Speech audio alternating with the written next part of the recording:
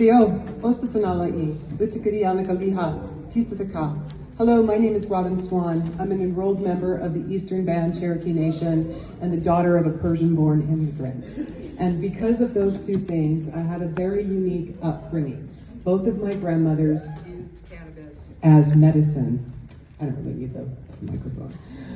They used cannabis as medicine. They were both born in the 1800s, and so as a little girl, I had this unique learning. Now I'm going to share the story of my paternal grandmother, who we call Alicia. And she, when I was little, I would go to the reservation and get to hang out with her, and it gave me a really deep understanding of how awesome the plant world was, something that I wasn't getting in my urban environment. And I'd go with her, and she had this big ass sickle, and we'd go out into the field and she'd whack down these plants.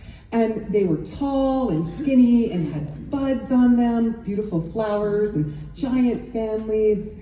And then we'd bring them back and we'd strip them, and she'd take those stems and she'd smash them up, and she'd compress them into an oil, and then she would take the leaves and the flowers and mix them with other greens like dandelion and mustards, and she would take the seeds and roast them.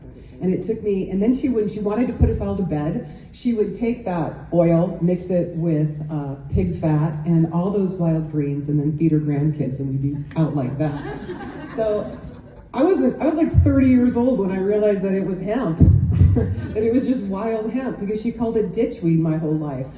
So then, unfortunately, when I was around 12 years old, my grandmother was mugged and beaten within an inch of her life.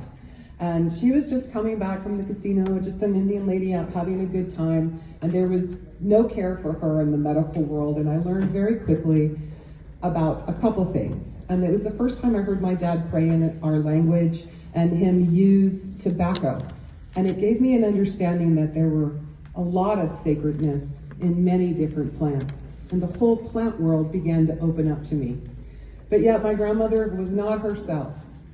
And my aunties took her medicine, because it's something that they had grown up with as well, and they compressed those roots and extracted to them in what we call FECO or RSO today. And then they also took the leaves and all the stems and all of that, and they soaked it in moonshine, and then they extracted that, and they rubbed it all over her body. And we got 3 or 4 more years with my grandmother because of cannabis medicine.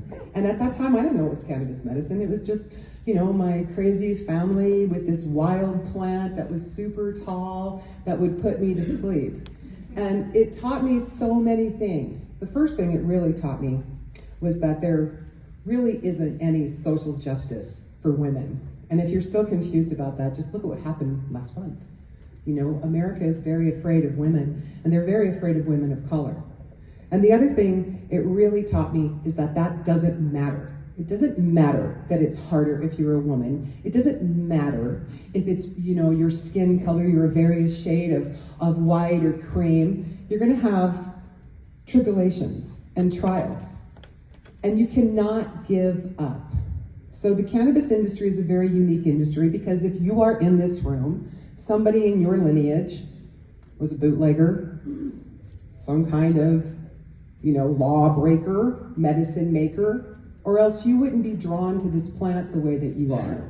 So I would like to invite all of you, especially all of the women and all of us, we all have a womb, even the men have a womb space, to really dive deep inside of yourself and connect to that ancestral place, that lineage that comes from your matriarchal lineage, from your grandmothers, because that's who we really are here serving, is those who have come before us, because they've worked really hard. They have been through so much adversity to ensure that we can all be in this room doing what we want to do today.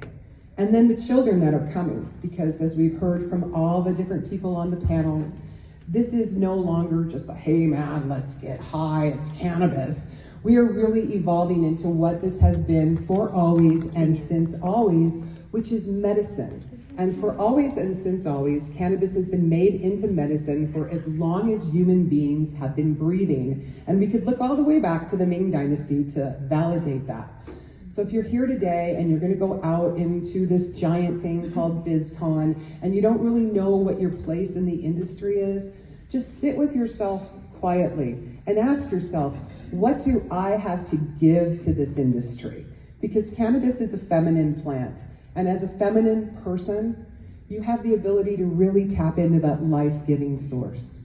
But not if you're way up here and you're all out there in your head, okay? You have to be super centered in yourself. And you have to know who you are. Or this plant, as they say in my family, will turn you every which way but loose. So I really thank you all for inviting me up here and listening to my story. I'll be on the joint stage on Thursday at 11:30 as well. Have a great day.